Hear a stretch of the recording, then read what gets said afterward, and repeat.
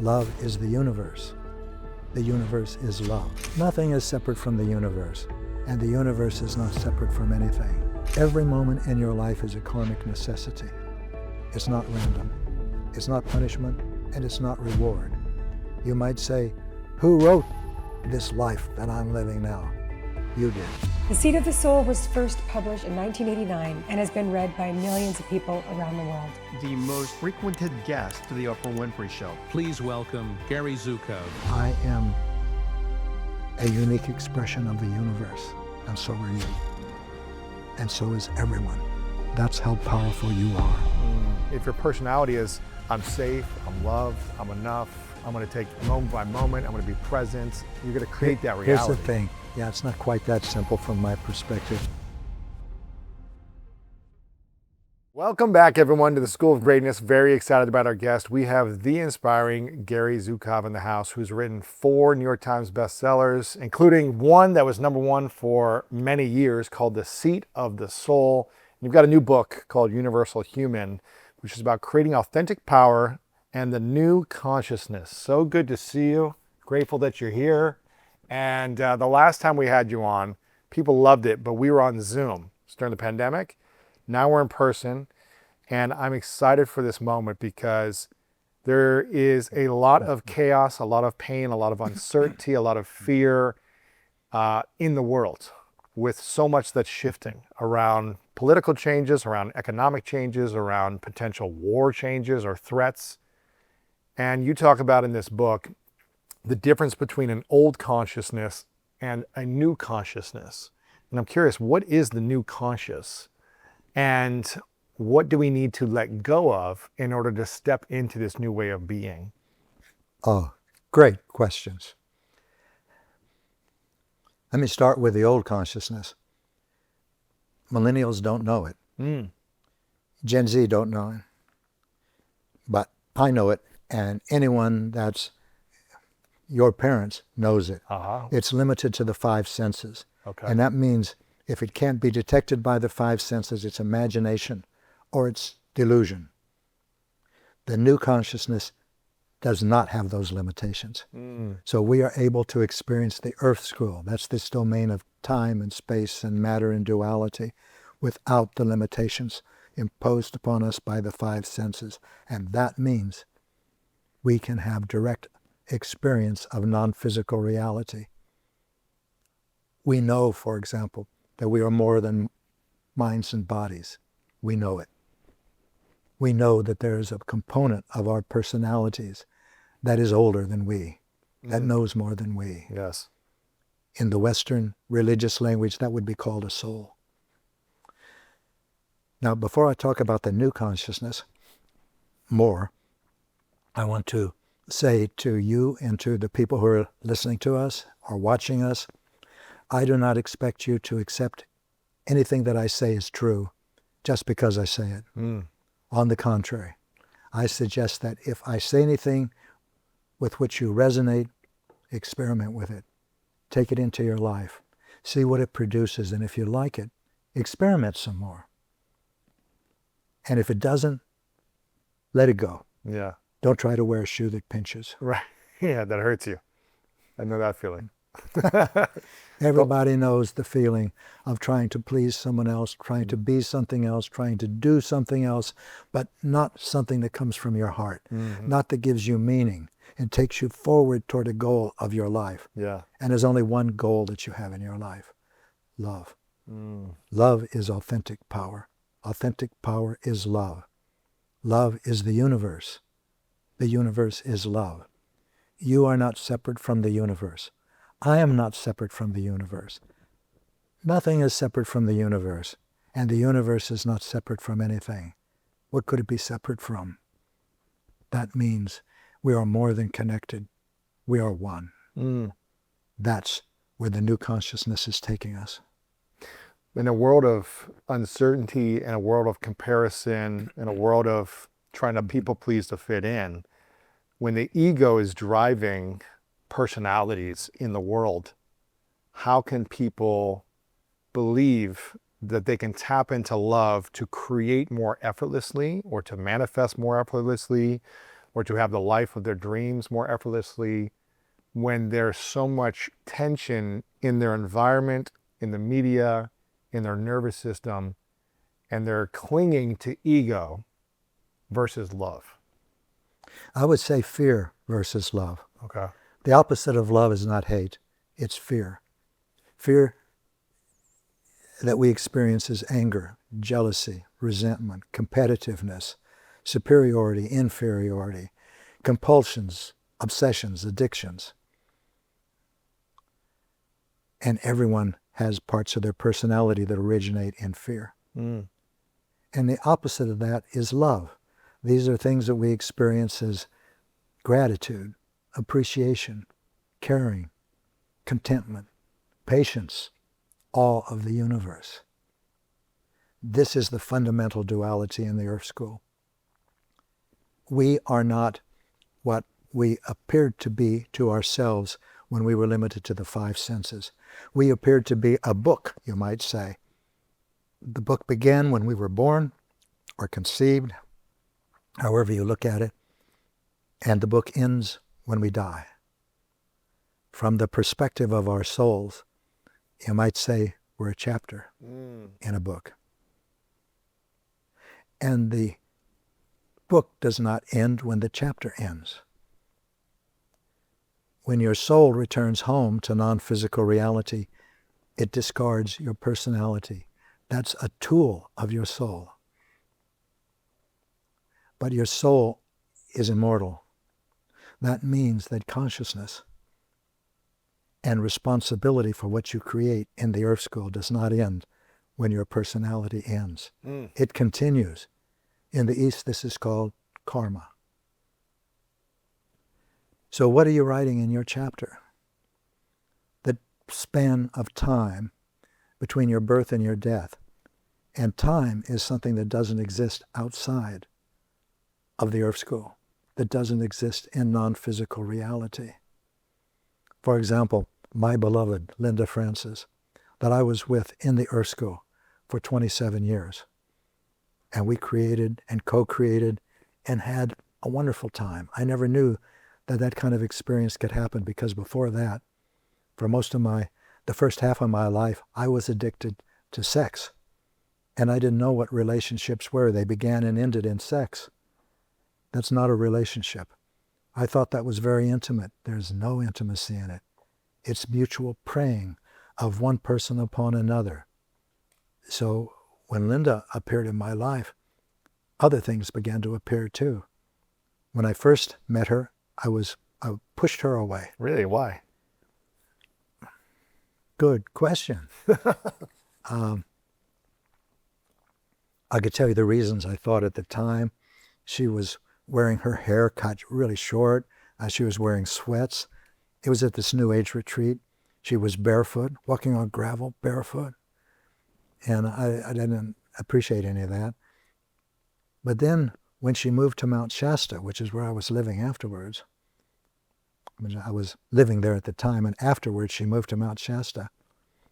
This is the part that starts where new experiences start. I was happy to see her. She came with a U-Haul trailer with her dad and one of her friends from chiropractic school. And I didn't know why I was feeling so happy. And that happiness continued for 27 years. Wow. And we knew after a while, I helped her move in to Mount Shasta. At first she was moving to Mount Shasta, then she decided not to move to Mount Shasta because of a guy.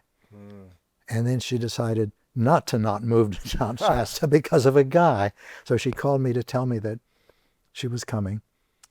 And she would come over, and we would talk sometimes in the afternoon, and sometimes that was pleasant, and other times I just wanted her to leave. I was very uncomfortable.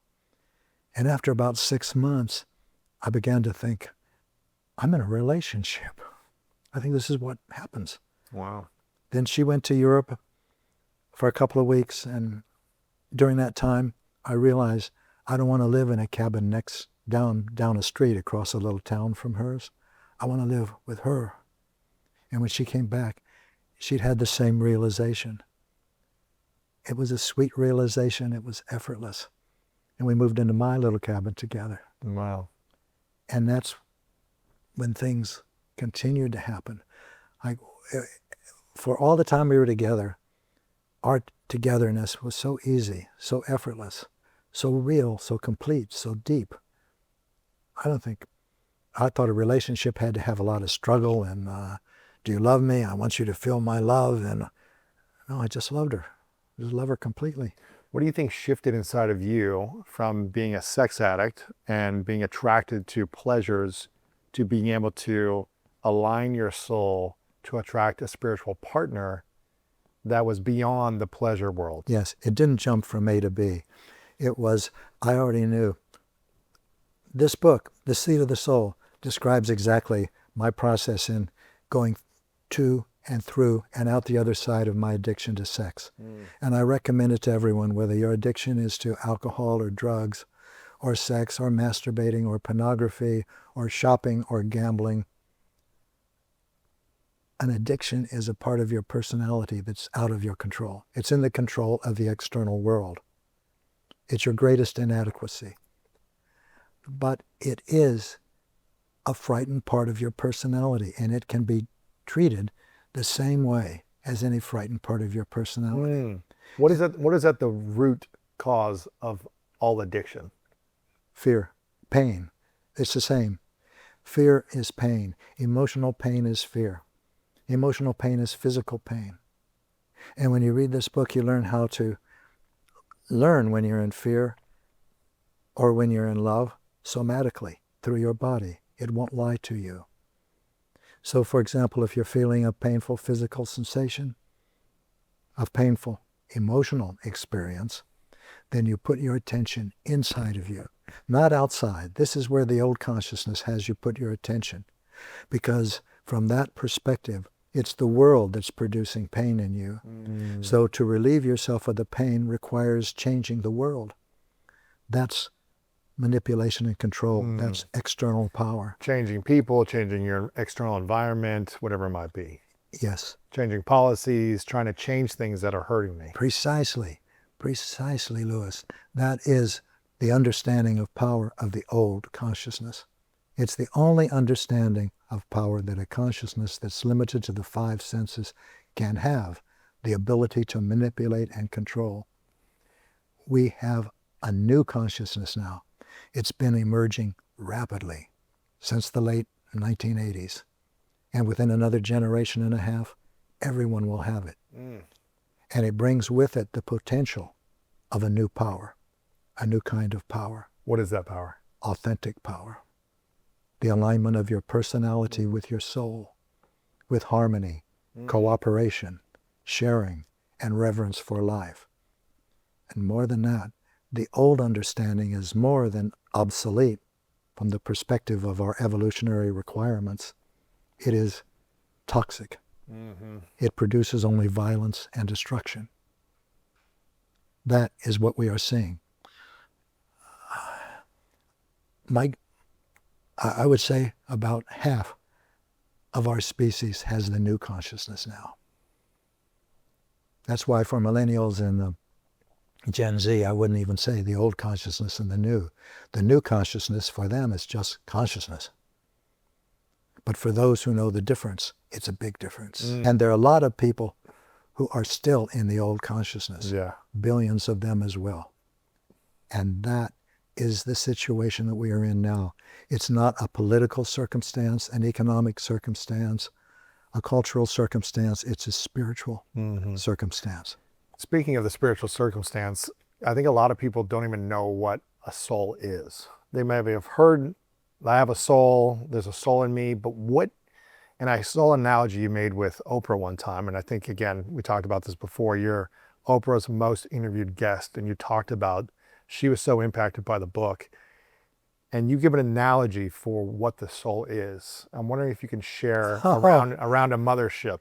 That came out in our first interview, and I had this experience, Lewis.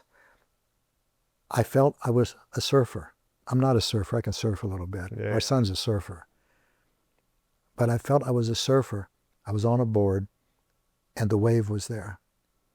I didn't have to wait for it, and I didn't have to paddle to catch it. All I had to do was stand up and ride. And I knew it was going to take me a long way. One of the questions was, what's a soul? And it was in that moment that this experience of the mothership came as a beautiful metaphor. I love it when this happens. I said that your soul is like a mothership. Imagine a sailing ship that's as big as a city. Not glorious, but I love sailing ships. And that's your soul. And around your soul are a lot of little ships around the motherships. Those are you. Those are your personalities. Those little ships are your personality? The little boats, Uh-huh. each one of them is a personality Okay. of a soul. Your soul has lots of personalities. Got it. And each of these little boats has a captain. That's you. And when you sail your boat in the same direction that the mothership wants to go, the trade winds are blowing right, the sailing is easy, and the water's calm. The currents are right. The wind's not calm. It's blowing just where you want to go. It's smooth sailing. It's good sailing. When you're sailing in the opposite direction, the opposite happens. It's tough. The wind's against you. The current's not right. It's hard. You choose which direction you're going to sail. And not only that, you've got a crew. Some of this crew loves sailing. They love sailing with you. And when when one of them takes the tiller, it's good. But you've also got part of your crew that doesn't like sailing, doesn't like you, doesn't like where you're going. These are the frightened parts of your personality. And when you let one of them take the tiller, it's more difficult. So that was how the metaphor was given to me of the mothership. That's your soul. Yeah. Your soul is not a theoretical entity in your chest cavity or any place else. And you don't have a soul. You are the partial incarnation of a soul. And that soul, the power of it, the capability of it, is the same. But your experiences are calibrated a step down enormously into the experience of physicalness. But think of it this way. Suppose you think of a soul as something that, suppose you're at the ocean and you take a cup and you put it into the ocean. Well, in that moment, that cup has become, you might say, separate from the ocean. It's become an individual cup of water. You could call it a soul. But it's still water. It's still the ocean. That cup is not changed. It's the ocean in that cup, calibrated to some experiences that your soul chooses to have prior to your incarnation. Now, this incarnation has been known by billions of people. Hindus, Buddhists, they all know it, but very few of them believe it.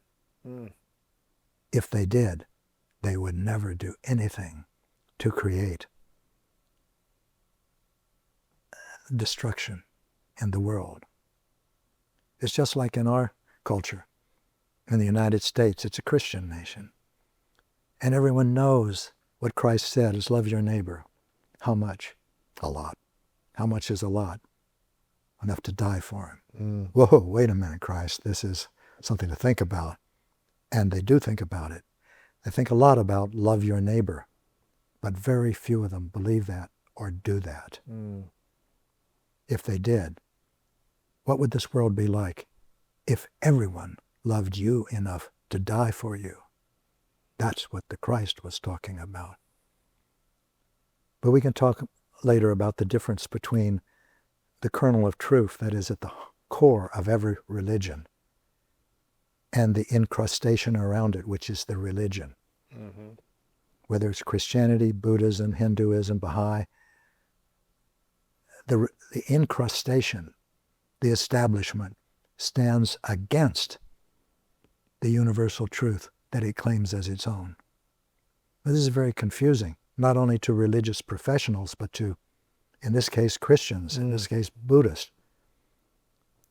But you'll see that there is a difference between what the Christ taught and Christianity. You'll see there is a difference between what the Buddha taught, once Siddhartha became the Buddha, and Buddhism. I've been in Buddhist temples, like in Christian churches, but in Buddhist temples where Buddhists are elbowing each other at the base of a statue of the Buddha so they can put their stick of incense into the sand at his feet. This is not awareness. This is not awakenness. This is not your original face. This is Buddhism, the establishment. So as you understand this larger context of a new consciousness that's emerging in our entire species, you understand a lot of things. And one of them is why the world is falling apart now. Because everyone can see that this world is crumbling. All of our social structures are disintegrating, healthcare, education, commerce. And the reason is our world was built with the old consciousness. And the old consciousness is dead.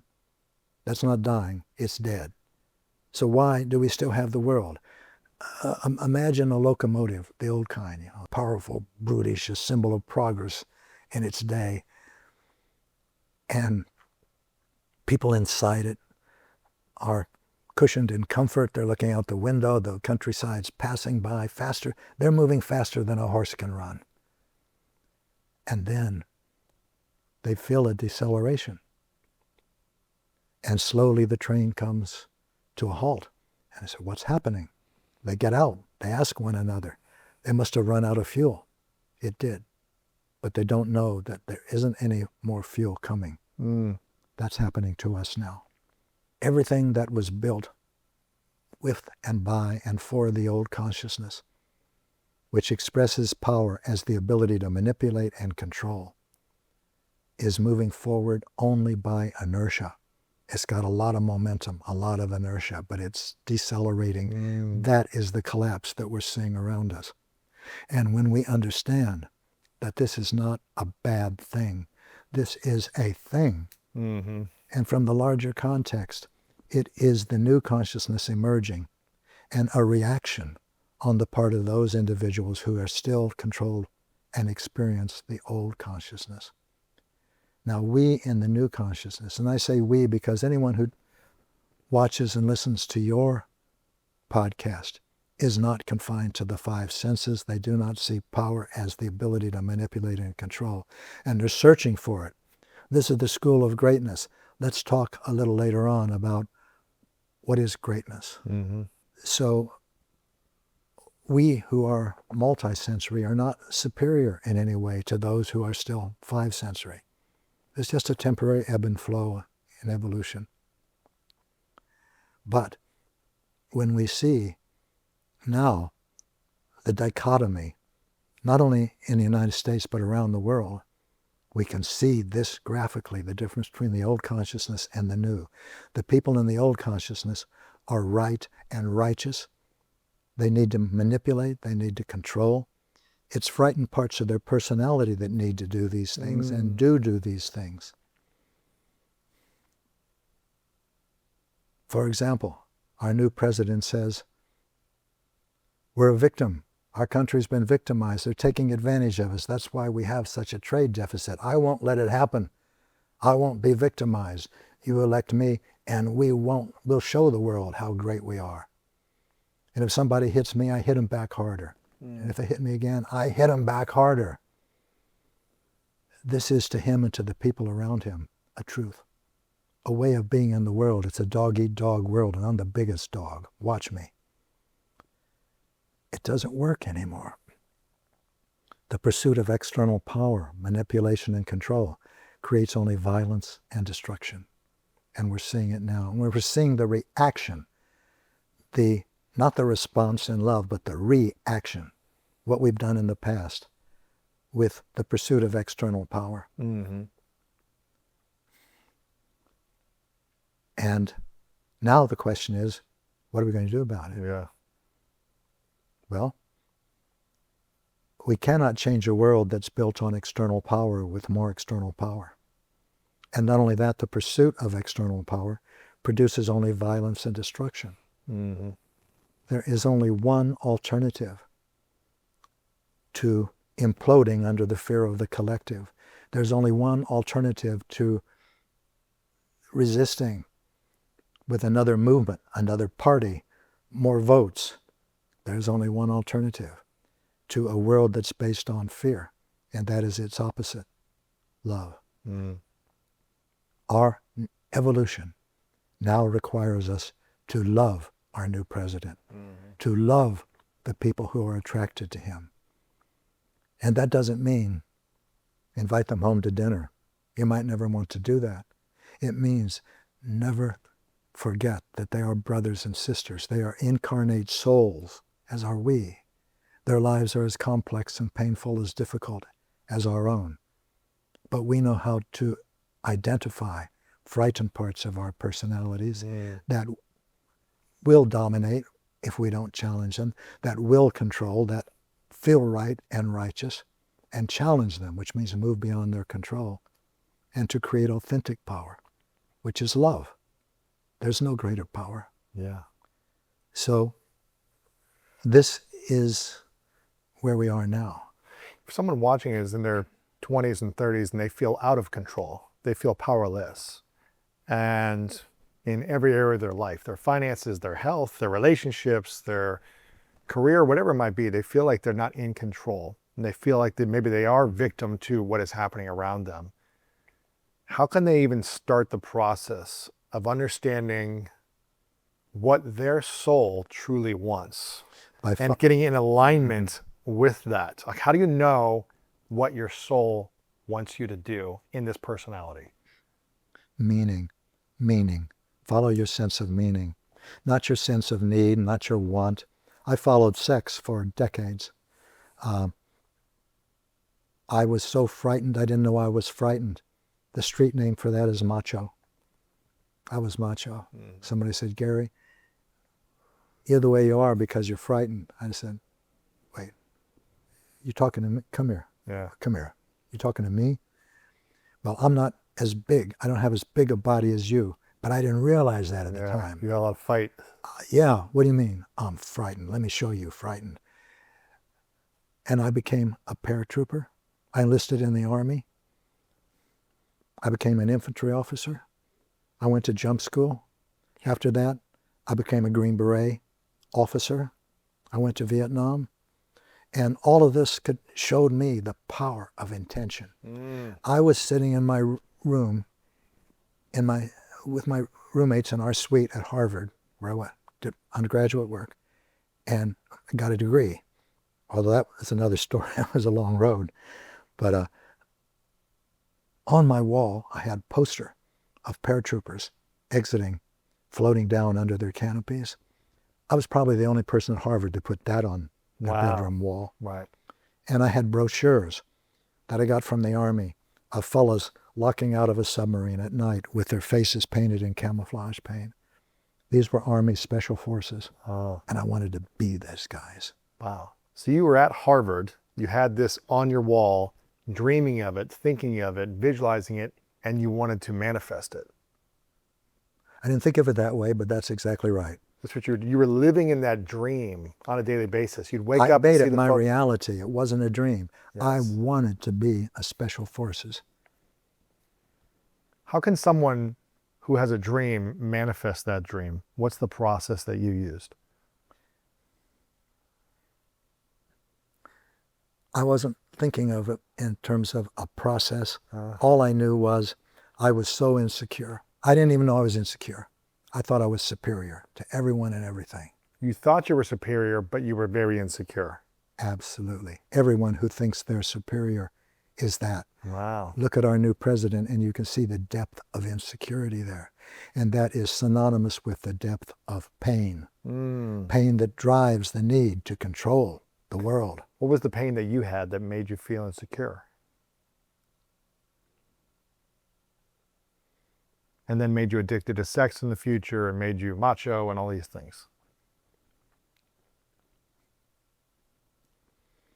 We are incarnations, partial incarnations of a soul. When I say we, plural, When I say I am a partial incarnation of a soul.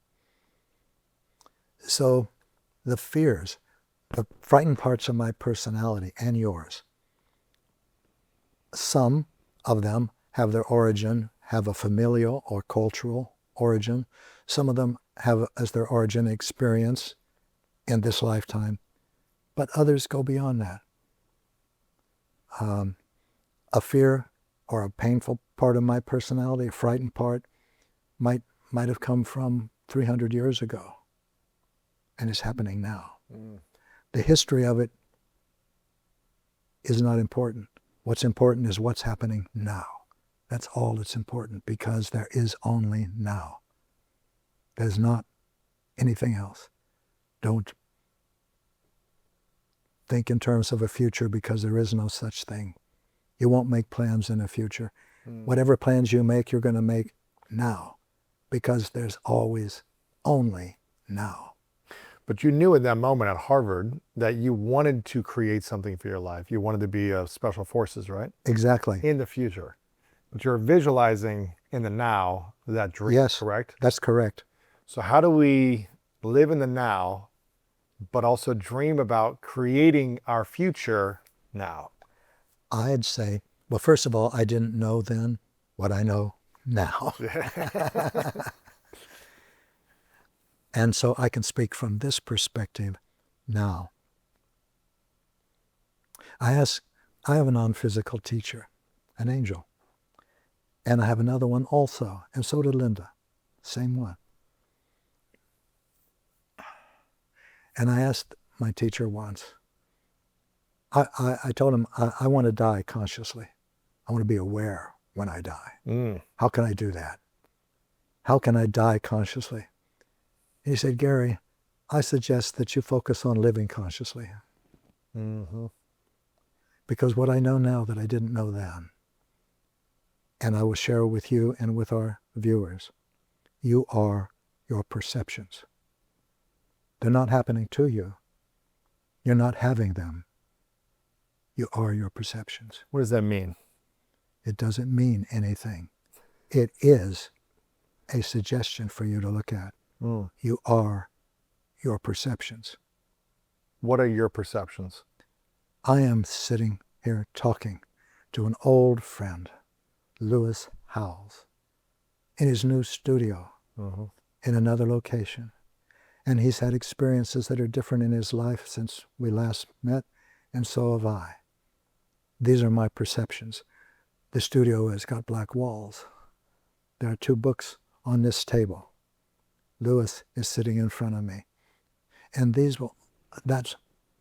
now, you asked the question in a way that already gave an incorrect answer. What are your perceptions now? What are you now? I can answer that in many ways. I'm a powerful and creative, compassionate, and loving spirit. I'm a universal human. I'm beyond nation, beyond religion, beyond culture, beyond ethnic group, beyond gender. I am not a child of the universe. I am an adult citizen of the universe. My allegiance is to life, capital L, first, and everything else second.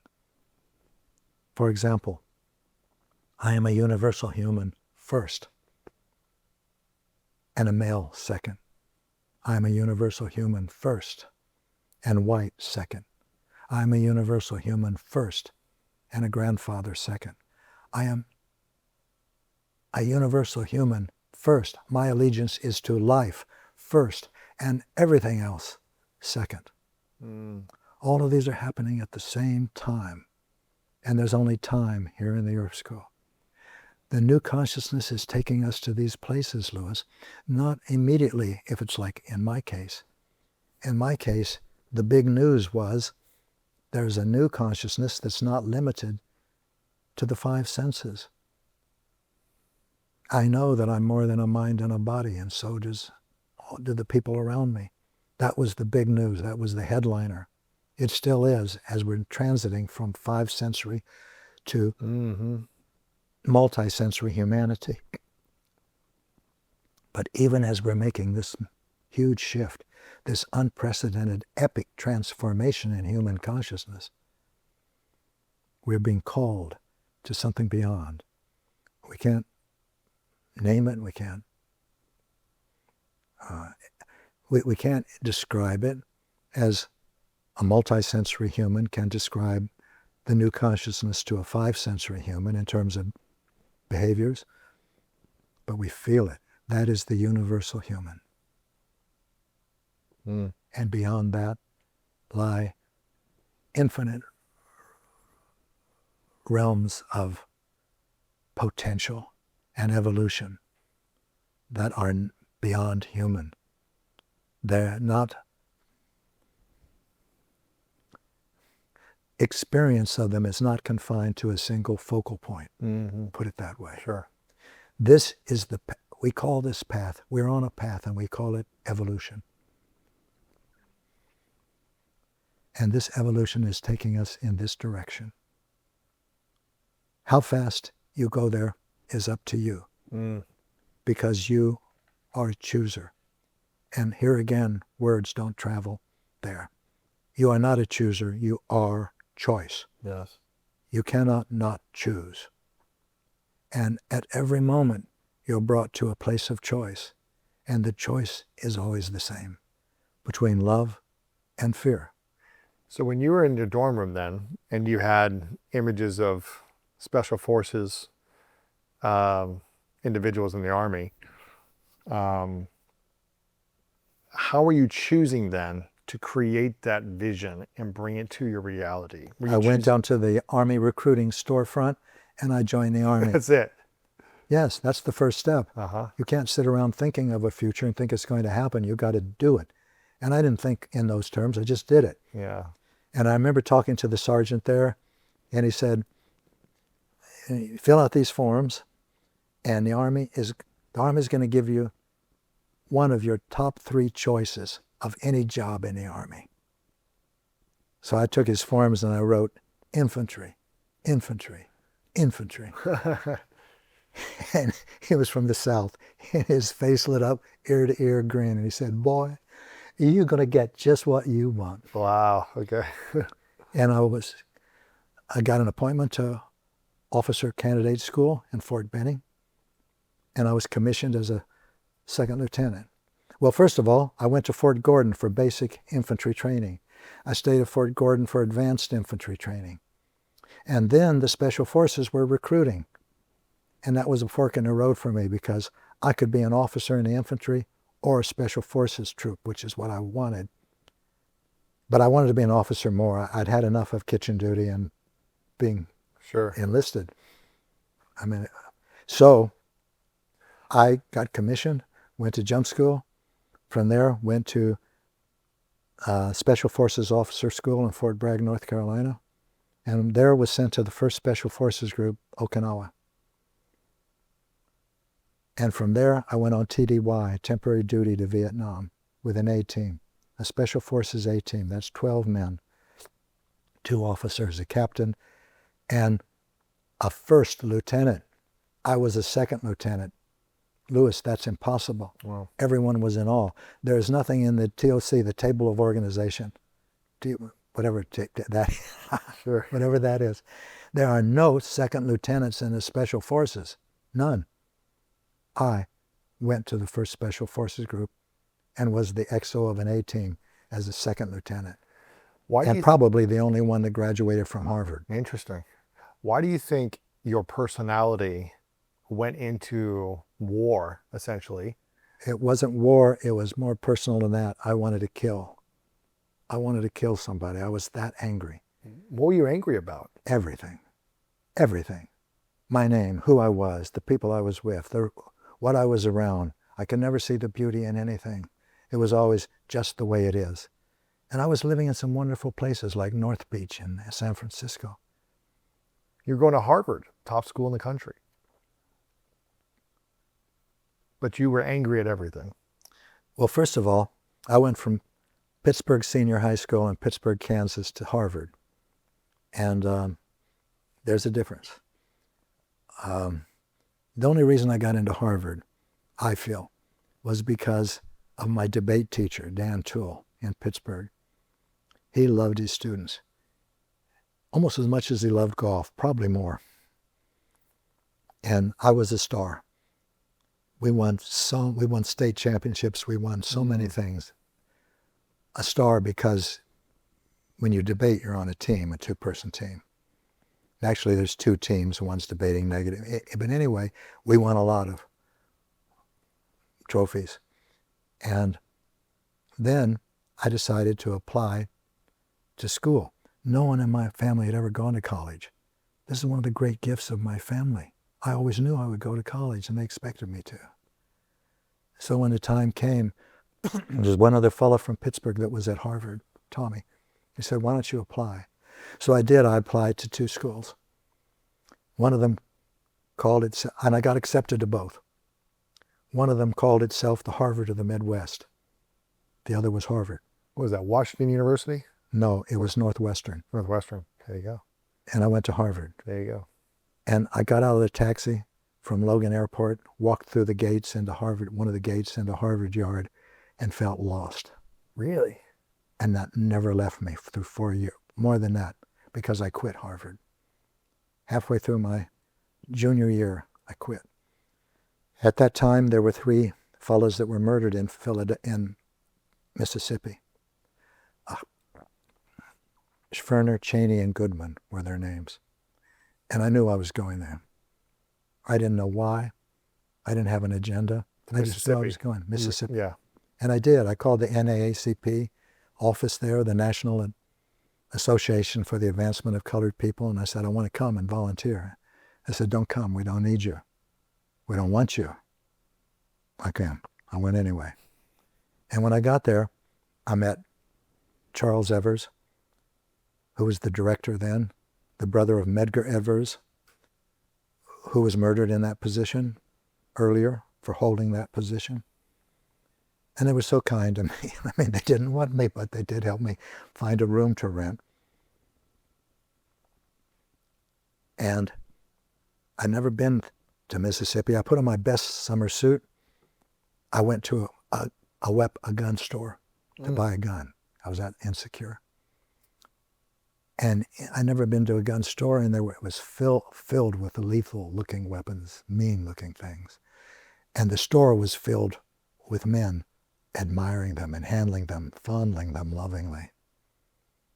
And I realized in that moment, if I were black, I would quickly be dead in that store. It was that simple and that profound. I bought a semi-automatic pistol. That day? Mm-hmm. Wow. And I took it back to my rented room, and I buried it in my suitcase under some clothes. The next time I went to look for it, it wasn't there. Charles and my new friends were preventing me from experiences that I didn't even know I could have. Experiences that were ugly beyond my belief. Wow.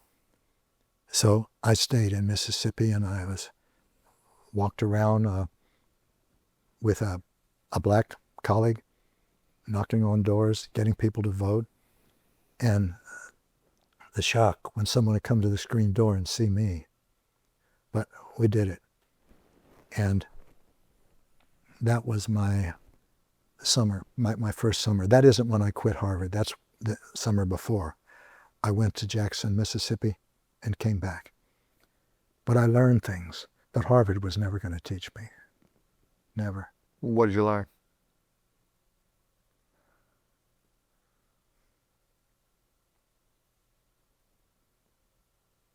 Oh, I never thought about putting it into words. Fear. Awareness of fear. I was a white sea. I was a white face in a sea of black faces. And it was only that sea, that ocean of black faces, that kept me alive. Really? Really. And when I came back to Harvard, Harvard wasn't any more real to me, but that experience was real. And the next summer, I decided to quit. So I went to the dean of students, and I told him I'm quitting. And he said, we'll hold your place. I said, you don't have to do that, I'm quitting. He said, we'll hold it anyway, in case you change your mind. I said, I'm not going to, but he said, we'll hold it anyway, and that was the end of the conversation. He politely ended it. So I left. He also said, have you told your father? I told everyone else, I'm quitting. I'm quitting. Yeah. You, the dean, I'm quitting. But when I went home to tell my dad, no one in my family had ever gone to college, and I was quitting Harvard. And I said, Dad, I couldn't talk. I'm going to quit here. And I left. I got a ticket on the Queen Elizabeth going to London. I'd never seen the ocean before. It was amazing. How long was that ride, that boat ride? I was only thinking about the young women on it. And when I got to London, my parents would never let me buy a motorcycle. First thing I did was buy a Triumph Speed Twin, used, and I rode it all over Europe, up and down Europe, across Europe, from the north part of Europe, Nordkap, the farthest north, down to Morocco, out of Europe on the south.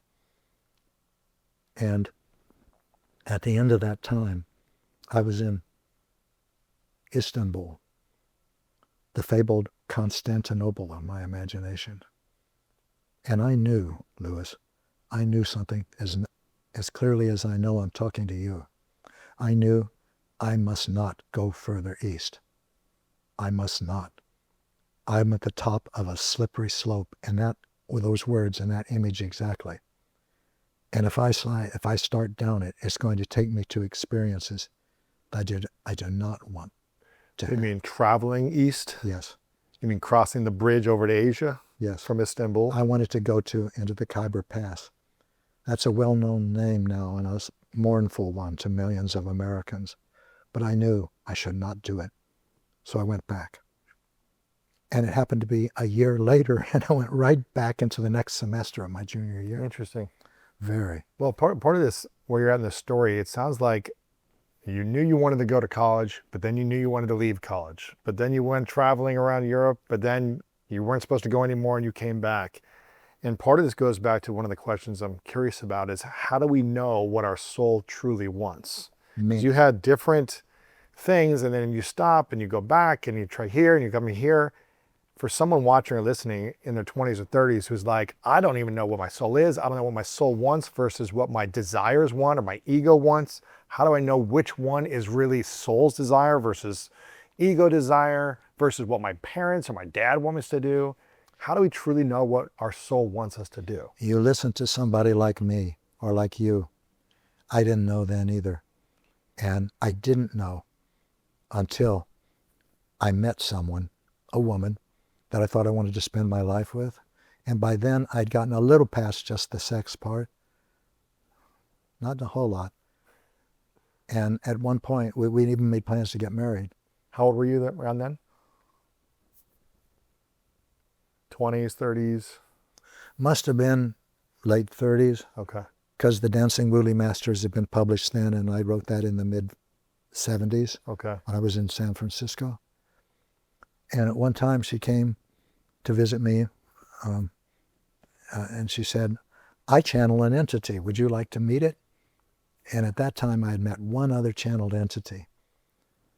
I'd been invited to Sweden to a talk, to a conference in Stockholm, because the Dancing Woolly Masters had won the American Book Award for science. And I'm not a scientist, but that's why I was invited. And there were 3 other guys with me. One of them was Edgar Mitchell, the Apollo 14 astronaut. Oh. So we all got there, jet-lagged, to an elegant hotel in the woods in Sweden. And the sponsor said, Gary, I have a surprise for you, for all of you. He took us to a room. And there was a middle-aged man with his son, Swedish. And the middle-aged man closed his eyes, seemed to become someone else. And he was channeling an entity that said he was a 3,000-year-old Egyptian named Ombress. Interesting. I had no patience for this. I was jet-lagged. I just wanted to get to it. Like, what is this? Yeah. The next morning, Jan, the organizer, said, Gary, you can talk with Ombress anytime you want while you're here. I had no idea how many people were lined up to talk to Ombress in Sweden. And as shallow as my experience was with him, I decided I was curious. So he took me back to the room. There was Sture, the channel, and his son, the translator. And then Sture became Ombress. And the first thing Ombress said to me caught my attention immediately and permanently. I had come to Sweden from the desert. I had broken up yet again with another woman. And each time earlier, these women I was beginning to have actual connections with.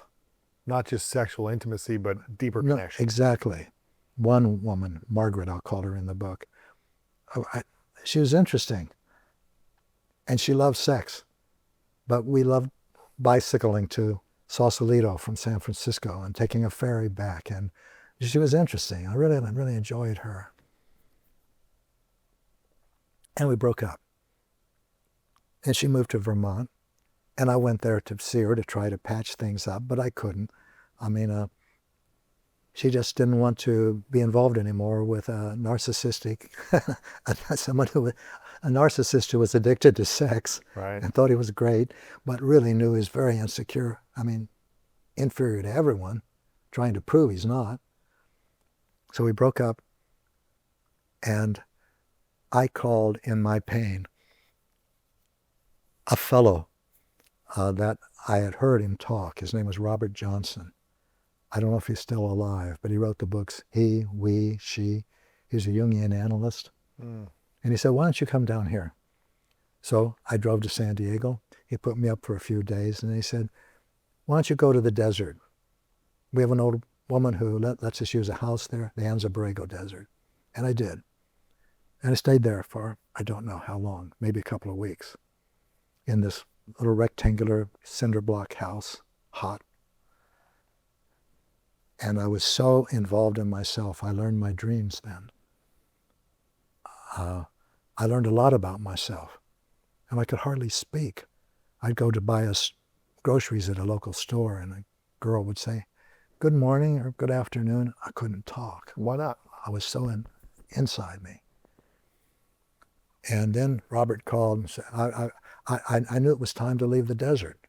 So I called Robert, and he said, well, you can't stay here. I've got guests. This is how Robert speaks. He doesn't have strong social skills, but he's wonderful.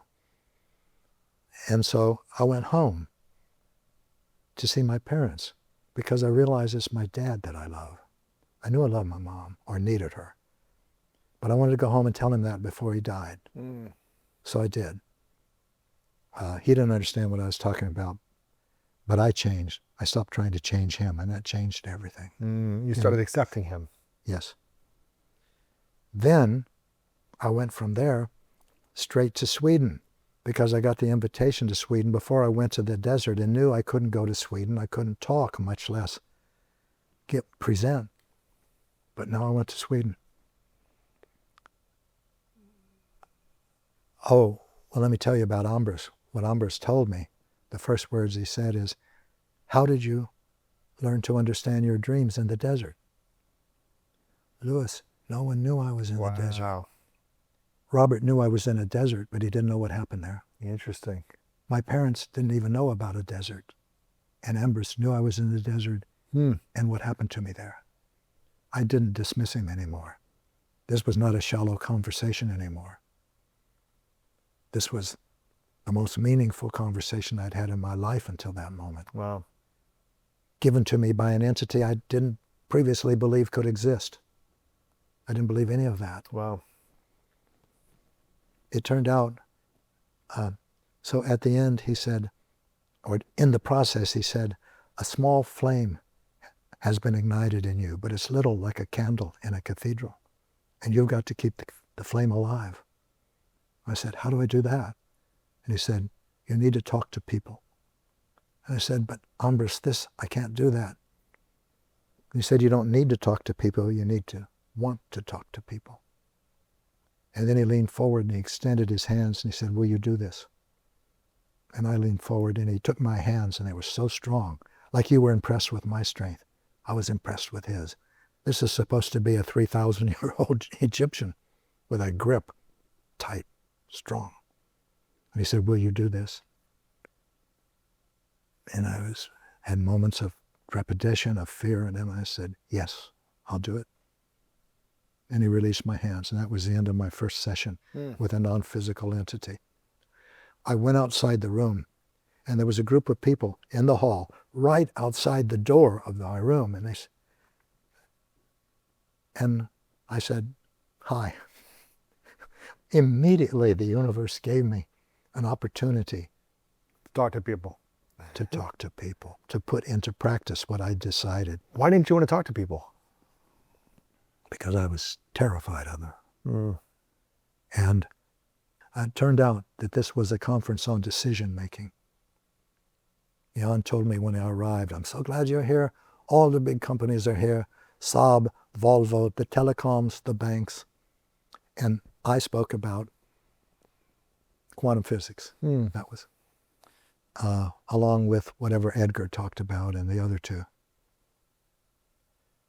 So that's the prelude to what happened when this woman said, would you like to meet my non-physical entity? My only experience in that had been with Ombress. I met him one more time in Sweden. And I asked him, Ombress, why do you have to speak to me through a translator who translates for me to speak in English? Couldn't you just talk to me directly? And he said, yes, I could. But could you hear me? And I knew the answer as soon as I heard the question. Wow. So now when my new friend, my to-be fiancée said what she said, I said, yes, I want to meet your non-physical entity. His name was Genesis. I spoke with Genesis. In the morning, we went to a place that was quiet, a room in a large house. And Genesis also knew about me, seemed to know everything about me. Oh, I said, well, who is your non-physical friend? She said, he says, you can call me Genesis. I said, well, what is Genesis? And she said, he says he's an angel. So I met Genesis. And Genesis said, how can I help you, Gary? And what I said is, well, I think I have some experiences that I'd like to understand, and I've had some issues I've picked up along the way. It was all very obscure like that. What my heart wanted to say was, Genesis, I can't stop thinking about sex. I can't stop looking for sex. I can't stop having sex, and I have herpes. Can you please help me? That's what I wanted to say, but I couldn't. I didn't have the courage or the clarity to. And Genesis answered the question in my heart. No way. Exactly that. And he didn't even talk about it. He said, let us move into healing, shall we? And that was the beginning of 40 years of talking with Genesis. We talked through that morning. He said, the issue for you is not the issue of sexuality. It is the nature of love. And we talked about that. So he had expanded my immediate concerns with my addiction to sex and my herpes to the nature of love, a much larger context, richer, deeper. And then before that morning was over, we spoke again that morning, and he said the issue is it is not the nature of love, it's the nature of power. I thought, what has power got to do with love? What has power got to do with my herpes and my sexual addiction? But he explained what I couldn't understand at the time, but have been sharing for 40 years. There's a difference. These are issues of power, of personal power. Do you feel powerless? Is that why you were chasing the sex? Or Absolutely. Really? But I didn't think in those terms. I thought of myself as super cool. I was riding a motorcycle, a leather jacket, doing drugs. And the women I was having sex with were like notches on my pistol grip. No connection with them and no desire to have one. It was different with the one that I finally made a connection with that went to Vermont. It was different with this one. This was the first real relationship. This one really hurt. How did you feel like you were able to heal after decades of living in sex and drug addiction. How were you finally? I wasn't addicted to drugs. That just- never happened. just the No, sex. I was experimenting, and that was a grace, a gift to me. And I never experimented with heavy drugs, heroin, Yeah. morphine. No, it was grass. It was marijuana. It was LSD. More the sex addiction, then how were you able to heal from feeling powerless to feeling powerful authentically? It's here. It's here. We don't have time to explain it all, but I'll explain a little bit of it. There's a chapter in this book called Addiction, and it's about addiction to sex. But it can be addiction to Anything. anything. Yeah. It's the same process. It started with my friend saying, "You've got a problem." She saw my energy leave me when I saw an attractive woman. Wow. It just leapt out at this woman. And she said, "You've got a problem, and you've got to fix it if we're going to be together." And I thought, no, I don't have a problem. I'm a loving person. When I'm with a woman who wants to make love, we make love. Isn't that how it should happen? And she said, "If you want to be with me, fix this." And so I started a process. Oh, okay, maybe it's a problem. If it is, it's a little problem. Okay, I've got a little problem. Okay, it's a big problem, all the way up to, my God, I can't stop. I'm out of control. I can't stop. That's when the process began. That's when the work began. That's when the healing began. The work leading to the other side of this addiction.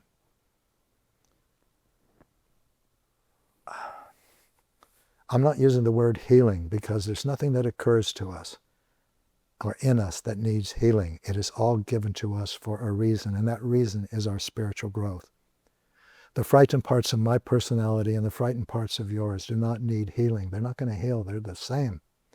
They're always going to hurt physically, and that's emotional awareness will show you how. Just like the loving parts are always going to feel blissful and good. They're always going to think judgmental and critical thoughts, like, I don't know how to do this, I never will, or I know all of this, why is he even telling me that, or he's so stupid, or I'm so stupid. These are frightened parts. And when you challenge them, which is part of creating authentic power, it's not to change them, it's to become intimately familiar with them. It's become intimate with them. So you know exactly what you're challenging. And challenging doesn't mean heal them, it means moving beyond their control consciously. This is creating authentic power. And I think that's what all of us want, is authentic power, not being drawn to something else because we feel powerless. We're going to go have sex, or we're going to go do drugs, or we're going to go get success. I felt that exactly. But I know now, and I'm sharing with you now, that it's not I that felt that, it was frightened parts of my personality. Parts of my personality. Your personality is not a single monolithic thing. It's got many different parts, and they all experience the world differently. Some of them come from fear, some of them come from love. And creating authentic power requires becoming aware of all of them with emotional awareness, and then consciously choosing. Yes. For example, when a frightened part of your personality is active and you're in pain, that is a time that you can use your will, your volition, to put your attention into a loving part, a time when you were loved and loving and you knew it, and then choose in that moment to act and speak from the loving part while you are experiencing the painful physical sensations and the critical judgmental thoughts of the frightened part. That is the moment of creating authentic power. That's when the rubber meets the road. What I'm hearing you say is authentic power is not reacting to your circumstances or to your environment based on how you feel, but feeling and knowing that there is sadness or fear or insecurity in a situation, but rising above it and responding with authentic power in a conscious way, not a scared way. Yes, functionally that's exactly right. The way you expressed it is a little more poetic than the actual functioning of it. Sure. I wasn't thinking these things. I just knew, I'm not going to do this anymore. But it wasn't as simple as that. You don't say that to an addiction and it stops. No. You go through it. You experience the pain under it. The frightened part under it is pain, the pain of powerlessness. What is the pain of powerlessness? Everyone has it. 5 sensory humans, multi-sensory humans. It's the experience of wanting to belong and not belonging. It's wanting to be loved and knowing you're unlovable. It's wanting to love and knowing you're not capable of loving. It's wanting Wanting to be enough. Yes, at least enough. Frightened parts want more. They want to be more, much more. It's a bottomless pit of what they want. Admiration, not just sex, money, education, the best equipment to ski on, dreadlocks down to your waist. Whatever it is that impresses and manipulates people, they want it. And they have to have it because this is a matter of life and death in a way for them. It's very. Look at our president. Look at the people with him. Look at the extent to which they must have power. The external part, manipulation and control. It's not a, by the way, this is what I'd like to do with my life. They're controlled. They have no ability to say no to this. They do. They do not, because they're still in the old consciousness, limited to the 5 senses, in which power is exactly that. It serves no purpose to try to confront that with more of the same. You have an amazing quote in The Seat of the Soul about this, where you say the remedy for an absence is a presence. Evil is an absence, and therefore it cannot be healed with an absence. By hating evil, or one who is engaged in evil, you contribute to the absence of light and not to its presence. Hatred of evil does not diminish evil, it increases it. And that's a quote from your book, Seat of the Soul. That's what we're talking about now. Yeah. And so when part of it. when we see something that is evil in the world, or evil in our world through our friends or our family or community or politically, whatever it might be, when we see something that is evil or is perceived as evil, I'm hearing you say that hatred of evil does not diminish it, it increases it. So when we talk about evil and speaking bad about it, it sounds like it increases hatred in the world. So how do we flip that and bring light to hatred when everything seems to be in chaos? Hatred isn't something you can bring, evil isn't something you can bring light to. You are the person who changes yourself. Don't think you're changing evil. That's trying to change the world. That's looking at evil as something that exists outside of you. That's why we have no alternative but to love our new president. It's as simple as this. If you lash out against the darkness, you yourself enter the darkness.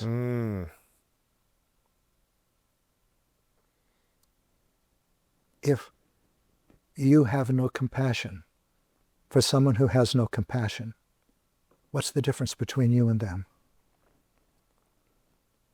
It's not easy to do this. It's not easy to create authentic power. Do you have the courage? Do you have the commitment? Do you have the compassion? Can you communicate consciously and lovingly? Compassion is not for cowards. Do you have the courage to look at your own life and without judging it, experience the parts of your personality that are out of your control? Become intimate with them and challenge them, not because they're wrong, but because you intend to move beyond the control of them. And as you create authentic power, you do not do something good, and as you choose not to, you do not do something bad. You change the experiences that you're going to have in your life. It's as simple as that. You don't get rewarded for doing right or punished for doing wrong. There is no right and wrong, good and bad. These are the dualities in the Earth School. The universe looks in terms of cause and effect. And if you participate in a cause, you will participate in the effect. The cause is always intention. Intention is a quality of consciousness, not the intention to go to Europe, the intention to have a family, the intention to be a welder. These are goals. An intention is not a goal. Is it the energy behind the goal? Precisely. It's the reason. It's the reason you speak, the reason you act. Is it coming from love or is it coming from fear? It's not the action that creates the consequences. It's the intention. Look at the golden rule now as the multisensory human that you are. It does not do unto others what you would have them do unto you. It is intend toward others what you want them to intend toward you. That's interesting, because you can do unto others nice things, but not have it from a nice intentional place. Lewis, You this can is be pleasant. You can, I'm going to give them a gift. I'm going to say the right things. But if you're feeling negative about this, it's coming from fear. if you're feeling resentful or comparing yourself, or you're jealous or envious or righteous or judging about them, then your intention is out of alignment from your action. This is precisely so. Lewis, in my opinion, this is why your podcast is so wonderful and has so many viewers, because it is substantive, it is real, and you go to the heart of what your guest is offering. And this offering, and what we're talking about now, is the substance of your life. You are dealing with the matter of your life. When you choose to create authentic power, to challenge a frightened part of your personality that wants to be right, that wants to control, that wants money, sex, love, whatever it is, you are enabling yourself to create. Let me put it this way. A responsible choice is a choice that creates consequences for which you're willing to assume responsibility. So when you use your volition, your free will, to choose to act or speak from a loving part of your personality while you're experiencing the frightened part, you are creating the consequences that love creates. Wow. They're constructive, healthy, life-giving, life-nurturing, fulfilling, exciting, vitalizing. And when you speak from fear or act from fear, or don't speak from fear or don't act from fear, you are creating the opposite. Consequences in your life that are unhealthy,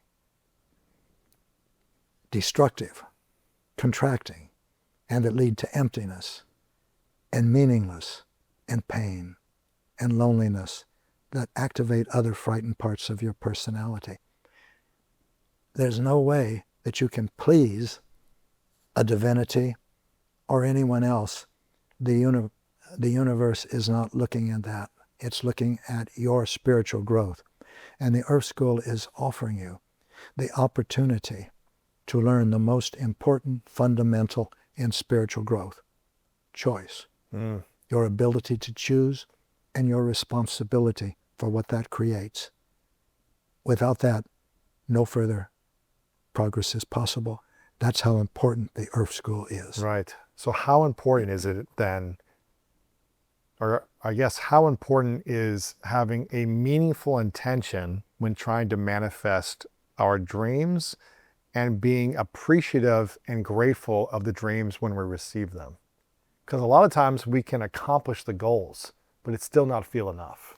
Oh, this is common. Yeah. This is common. If you read biographies of billionaires, it's not only billionaires who are discontent, but you would think from the old consciousness, from the perspective of the old consciousness, that if they can buy whatever they want, whatever woman they want, whatever man they want, whatever home they want, and as many as they want, that there must be some satisfaction in that. But that is not a pinnacle. It is simply an experience. And we have experiences in the Earth School. As long as you are striving for something to fill an emptiness in you, there's nothing wrong with that. There's nothing right or wrong with it. But that itself is the pursuit of external power, and it produces only violence and destruction in your life as well. That's why we're here to talk about love. Yes. That's why we're alive. That's why we have a life in the Earth School. And I know my life has gotten simple. I know that I don't try to control my life or what's in it. I'm not responsible for that. I am responsible for my choices. Mm-hmm. And That's it. that's it. So how can someone then get clear on the intention they want to set up for themselves? Say if it's a teenager trying to get into a good school, if it's someone in their 20s trying to get a great career, someone in their 30s trying to get into You're a great going back marriage. to the same question again and again. And I love you for it because you're trying to support people Yes. who are most in need of support. Yes. How can they start to, what's the You intention look like? you experiment with your life. You follow your meaning. If you're drawn to read a book like this or to listen to a podcast like this, listen to it. And then follow the counsel that I offered as a possibility at the beginning of this podcast. If you hear anything that I say or that Lewis says in this podcast or with any of his guests in any of his podcasts that resonates with you, experiment with it. Yeah. Don't just listen to it. Don't just say, that was nice. Ooh, I like that. Or, oh, I don't like that. Experiment with it. Take it into your life, apply it, Yes. and see what it produces. And if it doesn't produce what you want, Keep experimenting. keep experimenting. You have this quote which says this as well in The Seat of the Soul, which again, I want everyone to get this book because if you're feeling confused, this is going to give you a lot of clarity to get started with. Then we've got Universal Human, which will talk about true authentic power. But your quote on this is really interesting in The Seat of the Soul. You say that the decisions that you make and the actions that you take upon the earth are the means by which you evolve. At each moment, you choose the intentions that will shape your experiences and those things upon which you will focus your attention. These choices affect your evolutionary process. This is so for each person. So you're reinstating this part of the book right now about following the meaning, where you're feeling the meaning, the experiences and experiencing them, looking for counsel along the way to reflect on these things, and seeing essentially if you feel like you're out of alignment or you're disconnected or it's dis-ease everywhere in your life, then you're going against the mothership of your soul.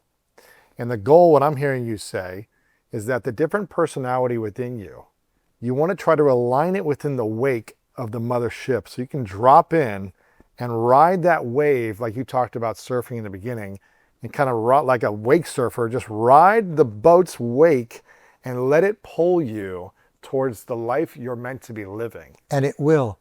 Now, for me, this meant an insecurity so deep I couldn't recognize it. It led me to be a paratrooper, a special forces officer. It took me right out of Harvard and put me on a dirt road in Laos called the Ho Chi Minh Trail. I've been to Laos. It's a cool country. I mean, it's a different world, but yeah. It's not the geography that makes the place you visit. There's an old saying, when you travel with your feet, you're a tourist. When you travel with your heart, you're a pilgrim. I wasn't even a tourist in Laos. I was a frightened, petrified young man, living boy, older boy, trying to live up to the image of myself as an officer. You're a man-child. You were like in a man's body, but you're living like a scared boy. These are psychological terms, poetical terms. It all comes down to your awareness of love or fear. And why I'm saying these things is, when you don't know, experiment. I experimented. I was compelled to find and have sex, and it didn't satisfy me. It almost cost me later, when I was more aware enough to actually care for someone, it was going to cost me that, caring that person. I thought that my future was with that person, but it was in more.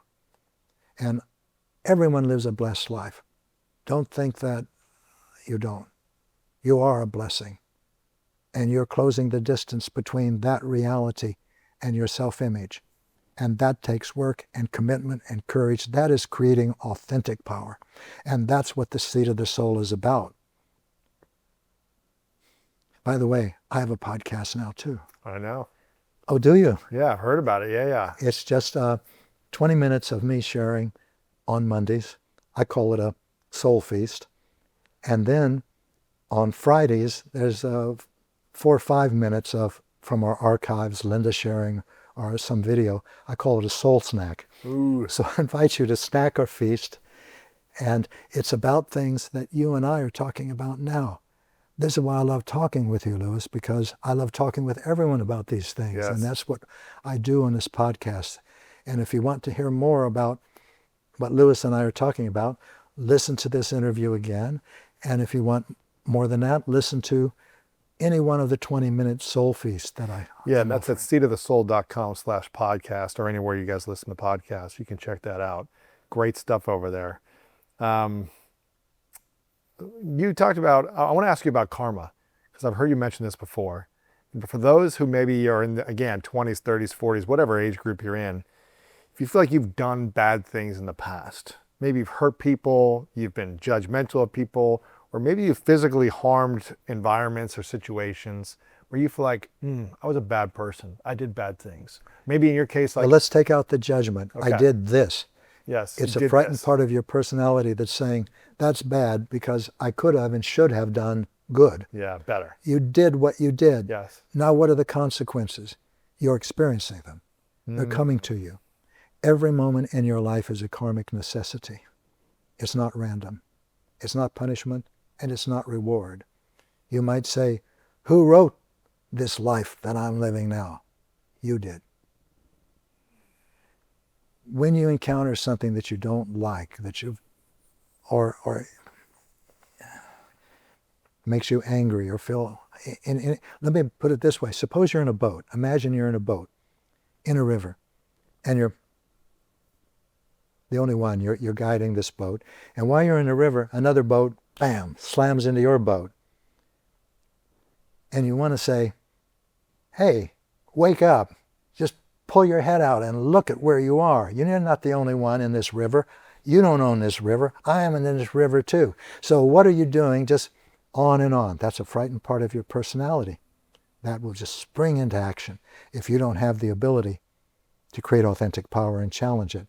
Now, suppose same thing happens, but the boat that slams into your boat is drifting. There's no driver.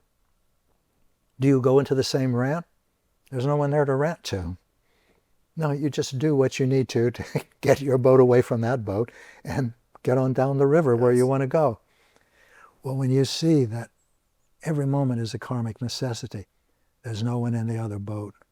Who are you going to rant? Who are you raving at? Right. You're trying, it's a frightened part of your personality,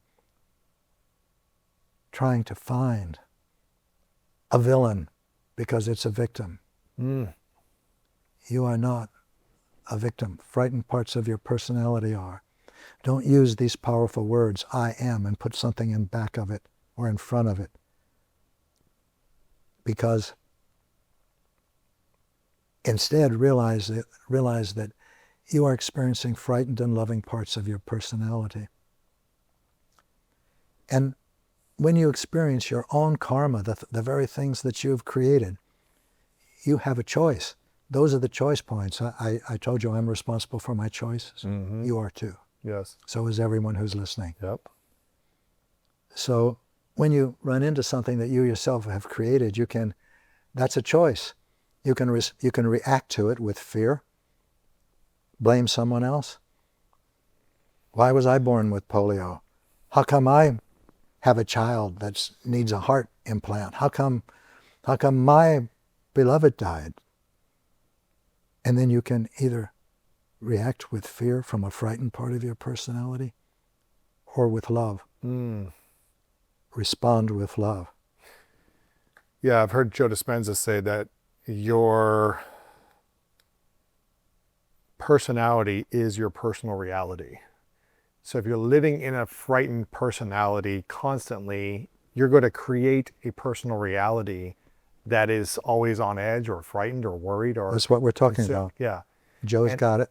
That's right. And if your personality is... In my opinion. Yeah, exactly. And if your personality is, I'm safe, I'm loved, I'm enough, I'm going to take moment by moment, I'm going to be present, you're going to create that reality. Here's the thing. Yeah, it's not quite that simple from my perspective. I can say I'm safe, I'm loved, etc. all day long and still feel frightened. Yeah. Frightened. To me, the only way to change, yes, the way you hold things, the way you experience something depends upon how you hold it.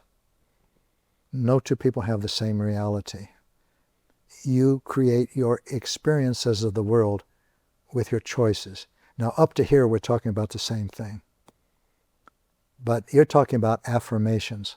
Let's say, I'm brave, I'm thin, I'm muscular, I'm an athlete, Yeah. everyone loves me. That's a lot like masturbating now that I think about it. It's not going to produce anything that is going to be helpful to you, and it's going to drain your energy. And it doesn't involve anyone else. It's all fantasy.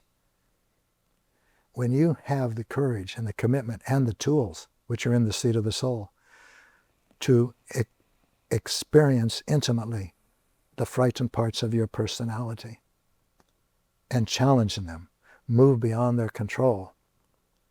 When you do, you are cultivating a loving part of your personality. And love begins to fill more of your field of awareness. Yes. The affirmations, I'm loving, I'm lovable, are not helping you, because if you don't have the ability to recognize a frightened part of your personality and challenge it and cultivate a loving part when you do feel loved and loving and you are loved and loving, instead of dismissing it, saying, wow, that was a great experience. Right. 3 days ago, oh, listen, I had a great, what was it? I can't remember, but it was a great experience. Don't do that. Yeah. Whenever you're feeling that experience, grace, and it can come as grace, note it. Write it down if you have to do. This is when it happened on April the 8th. I loved everybody. I didn't understand it. Or I saw something about someone I used to hate and I love him now. Or I can't hate him anymore because I know where he's coming from. Cultivate it. Yes. Cultivate it. And then use that when you need that in the process of challenging a frightened part. When you put your personality, your awareness, your attention into a loving part of your personality, you can use this one. Then you become loving. Affirm all you want. There's nothing wrong with it. There's nothing wrong with this or right with that. The point is, what are you creating? What's your experience? What is it teaching you about you, not about the world? Yes. Without judgment. Yeah. The universe doesn't judge you, so why should you? Well, That's you true. do anyway. Yeah. It's not you, it's the frightened parts. So as you're becoming aware of them, you can challenge them. Yes. Challenge them, go back into cultivating the loving part of you, the awareness part of you, and fill that with love is what I'm hearing you share. Yes. I want to ask Act, not fill that with love. Act on that love. Act on that energy. The energy of joy, the energy of fulfillment, the energy of meaning. And your life will take you where it needs to take you. Mine took me into an addiction of sex, then to all the places it's taken me. And yours is doing the same. Yeah. Yours is doing the same. So I really appreciate your question. How do you help someone who doesn't yet understand where meaning, that word meaning comes from? Experiment. Experiment. Yeah. Experiment. Yeah. But I didn't even know enough to experiment. All I knew is I wanted sex You're just chasing with women. Yeah. I wanted sex with women. And I guess this one will work Right. if I'm attracted to her. If she's strong and vibrant and knows who she is, no attraction. I have no attraction I had no attraction. My frightened part did not. It always sought out the weakest woman in the room, the woman that could be seduced, the woman that needed something to fill the hole inside of herself. That's what a sexual addiction is. It's as ugly to understand and see as it is to experience. But I didn't experience it that way. But it was a road I was on, and it took me where eventually I am now. It was one of the steps. Wow. Well, I mean, speaking of that, you went through decades of having really just intimate partners, but not true intimacy with women, right? You had a lot of sex. No, there was no intimacy in the sex. You had sex, but no intimacy or real connection, authentic connection, right? No connection, period. Authentic, inauthentic, I didn't care. All I wanted was sex. They were genitals to me. And so, And all I wanted was more. That was all my frightened parts wanted. yes, And because I didn't know what I'm sharing with you now, what I learned from Genesis, I thought I wanted that. I thought that's who I was. And so for you out there, it doesn't matter if you're 20 or if you're 83, allow yourself to experience in you the grace of who you are. That means entertain what you actually are, which is a powerful and creative, compassionate and loving spirit, incarnate for a limited period of time, which now, as we become multisensory, we realize is only something that exists in the Earth School. But since it exists, since it's one chapter in a book, what are you going to write in that chapter? Mm-hmm. Your soul is the book. Yeah. It doesn't have an end.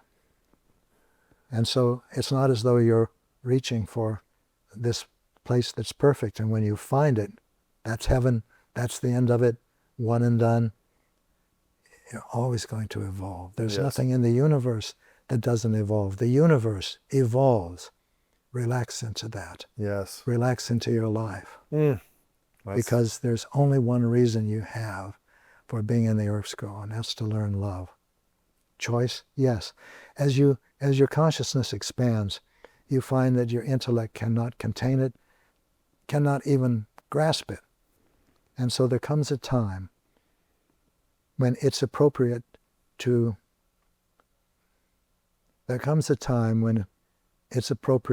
experience the cessation of understanding, of meaning, and instead to focus on the giving and sharing of joy. And that's where your consciousness is leading you. Yes. With all of your experience of the sex addiction, then transitioning into having a beautiful spiritual relationship with a life partner for decades as well, how did you learn to shift out of the temptation world of pleasure seeking and sex seeking into true intimacy and spiritual partnership with the partner that you had for so long? Well, now, and still have. Your question brings me back to the one we started to discuss, temptation. Because a lot of people are struggling and trying to find a spiritual partner. They want love, they want intimacy, but they struggle in relationship. And I'm curious, with all of your experience, how were you able to create that after years of struggling and finding love and intimacy as well? This is another question. One of them is about temptation, and the other is... I'm asking you like 5 in 1. Yes. Okay. Well, they're both important because one of them will help understanding and the other is fundamental. Temptation, most people think of as an external something caused by an external malevolent entity. In the West, it's called the devil. Mm-hmm. But whatever you term it, and in many traditions, religious traditions, for example, Christ was tempted by what were called demons then. You can control the world with what you know now. You can have any woman you want. You can control armies. You have the world at your feet. Jesus, think about that. You have armies, you have banks, you have nations. And for a moment, that temptation was real. For a moment. And had he chosen that instead of the path of glory that he chose, we would never have heard about him. When Siddhartha waked up under the Bodhi tree, before that happened, same thing. He was tempted. The demons were throwing spears at him. Spears at him. Look at that woman. Look at that money. Look at that chariot gilded in gold. Look at that palace. Siddhartha came from a palace. He was a prince. said, "That's nothing, Siddhartha. You've got all the palaces in the world." Temptation comes from frightened parts of your personality. Every temptation is a dress rehearsal for a negative karmic event. It's not something external to you. It's the masterpiece of a frightened part of your personality showing you exactly what it intends to do if you don't intervene. It shows you what it feels like, the satisfaction you're going to get, the pleasure you're going to get, how you're going to carry it off. A dress rehearsal is the last step before a production goes public. When you act on the temptation, the doors to the theater open and the public comes in. And this temptation, this energy, this action spills beyond your personal energy sphere and into the energy sphere of others. That is the moment that karma is created. You can think about it as much as you want, but when you act on it, the action is the choice. I've been saying I'm responsible for my choices. It's not, I think I'll choose that, I think I'll choose this. It's what I do and the intention behind it. That creates karma. That creates my world. That creates my experience of the world. I am a unique expression of the universe. And so are you. And so is everyone. That's how powerful you are. You are that. You are all that is. There is one, and all is that. That's where our consciousness is leading. And if you resonate with that, even if you think that's impossible, it's nonsense, that's imagination, if you resonate, if something says, yeah, but, why is it, yeah, but, follow that. Don't let a yeah, but get in the way. Right. Of your meaning. And I'm going to feel more and experience more so I can answer better when we talk again. How do you talk to a 20-year-old? Doesn't have to be 20, it can be 30, it can be 45, it can be 85. Or just someone looking to create a spiritual relationship with someone, not... That desire will do it. I know when I moved to Mount Shasta, there came a time when I thought, I think I want a partner. And I wrote a list of all the things I wanted in a partner. And I looked around me and I thought, well, all the women here are my sisters. I'm in a wonderful community. I don't want that. And I thought, well, I think I have to move back to San Francisco. There's a lot of potential there. But that didn't appeal to me at all. And I forgot about it. And 8 years later, Linda appeared in my life. And as I mentioned, my first reaction was to push her away. Then she moved to Mount Shasta and I couldn't understand why I was feeling so happy. Now this is my life, and I know it so well now because I've been writing this book, The Endless Song, and I've relived it. But this time with awareness and compassion for me. And when you start to do that too, you'll begin to appreciate the power of your life, even the moments of powerlessness, of experiencing the pain of powerlessness and reaching out in any way you could to mask the pain, to cease the pain, to get around the pain. And that's the pursuit of external power. That's what produces only violence and destruction now. Yes. But we are multisensory. So you're assuming a 20-year-old, a 40-year-old, that's still 5 sensory. They won't understand any of this and they'll dismiss it. But they will give you opportunities as they dismiss you to create authentic power. Are you going to judge them for doing that? Are you going to try to convince them that they're wrong? Or are you going to challenge those parts of yourself and choose instead to respond with love instead of act with fear? What are you going to do when you see a politician wielding power in a way that's purely destructive and you know it? Are you going to hate him? Are you going to try and change him? Are you going to get more votes and get him out of office? You're pursuing external power. And you know what it's going to do. It's going to produce violence and destruction. Personal, between people, physical, between nations.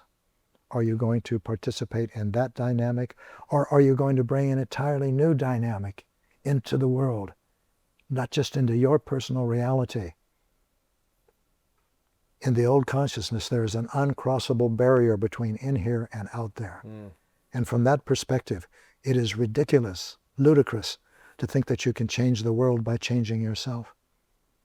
That barrier is not a part of the new consciousness. Yeah. And from the new consciousness, it's clear there's no other way you can change the world than to change yourself. Gandhi knew that. Christ knew that. Martin Luther King Jr. knew that. And now you know that. What are you going to do with it? That's where the courage and the commitment and the compassion and the conscious creation of authentic power. You can't create it unconsciously. Every unconscious intention comes from fear. The intention of love requires conscious choice. There's something I want to add to this that you talk about in The Seat of the Soul. This is a quote from you that says, if you cannot love yourself, you cannot love others, and you cannot stand to see others loved. Yes. Which I think is really powerful, because most people don't know how to love themselves because we don't feel like we belong, like you mentioned. We feel like we aren't enough, we're not lovable. And when we see others loved, we can't stand that if we don't love ourselves. It's a frightened part of your personality that can't tolerate that. So how do we learn to love ourselves? Here's what you do when you run into someone that you don't like. And you don't know why, you just don't like him. Or her. Make a list, detailed, of everything you don't like about that person. Well, he's self-centered. He doesn't think about anybody but himself. First of all, he's sort of dumb. Secondly, he doesn't know what he's talking about. Third, he's always talking. I mean, make the list and make it detailed, what you exactly do not like about that person. Then spend time going through the list and look for each of those things in yourself. And when you find them, and you will, your heart will melt. You won't hate him. You won't push him away, because now you understand him. Now you have experienced what he's experiencing from the inside out. That's compassion. That is compassion.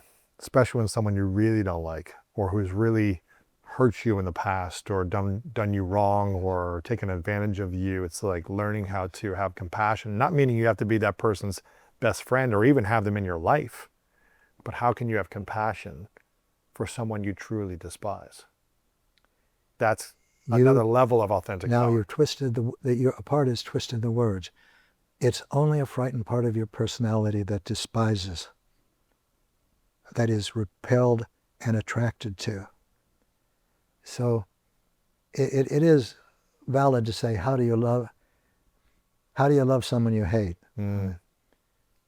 This is what we're talking about. This is your job. My friend Ram Dass once said, I intend that my life be a statement of love and compassion, and where it's not,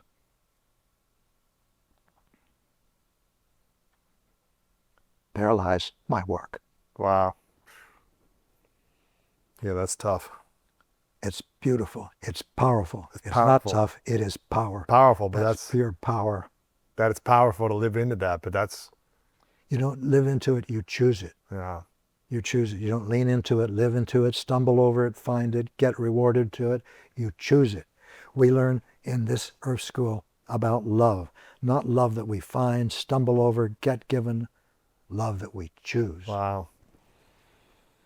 Even when you don't want to choose it. Even when a frightened part of your personality doesn't want to choose it. If you don't want to choose it, you don't. The frightened part of your personality never does. Now, what do you choose? What does your authentic power choose? Authentic power is becoming the authority in your life. What do you choose? When I went through the process of moving through my addiction to sex, there were a lot of things that occurred to me, experiences. One was, can I create a temptation that's more than I can resist? And the answer is yes. That would be my way of unconsciously giving myself permission to behave unconsciously. I can create a temptation that I can't resist. And then there came a time at the very center of this journey, the middle of it, the difference between going in and going out, the epicenter, where it all happens and it all is.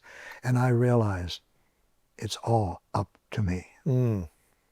I looked around me in my apartment. There's no one there. Am I going to stop this behavior or not?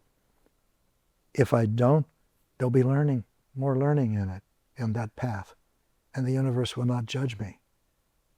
And if I do, I'll be on another path, and there'll be learning on that path. And the universe is not going to judge me. And there's nothing in me, nothing that was leaning me in the slightest in one direction or the other. The power was entirely in my hands.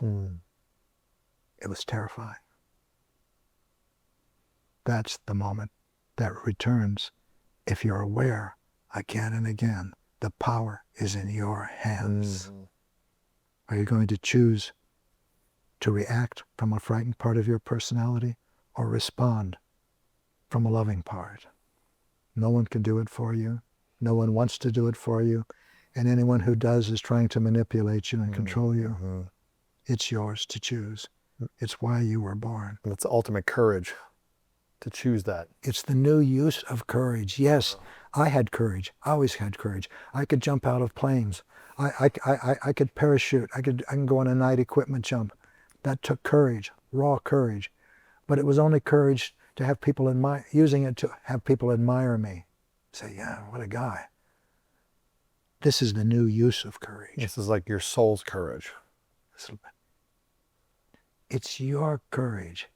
You're choosing to align your personality in that moment with your soul. That's where we started.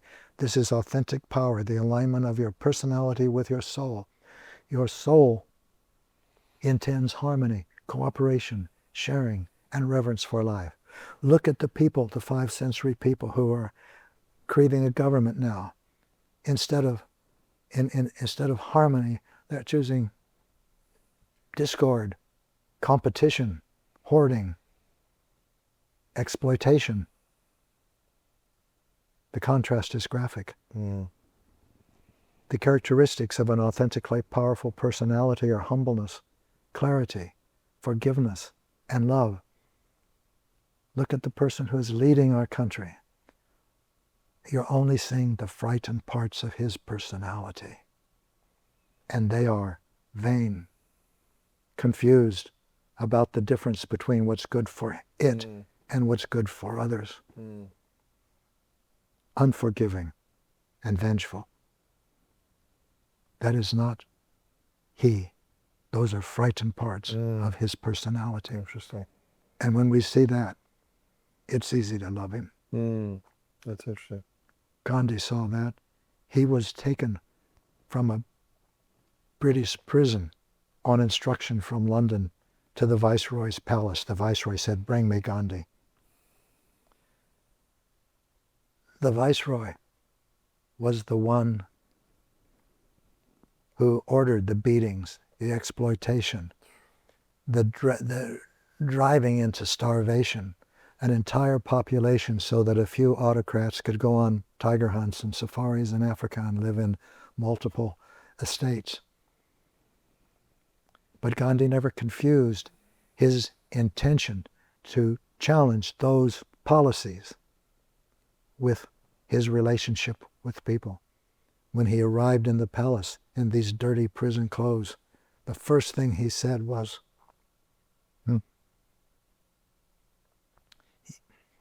"Oh, it touches me so much, because I'm still striving for that. When I am that, it won't bring tears."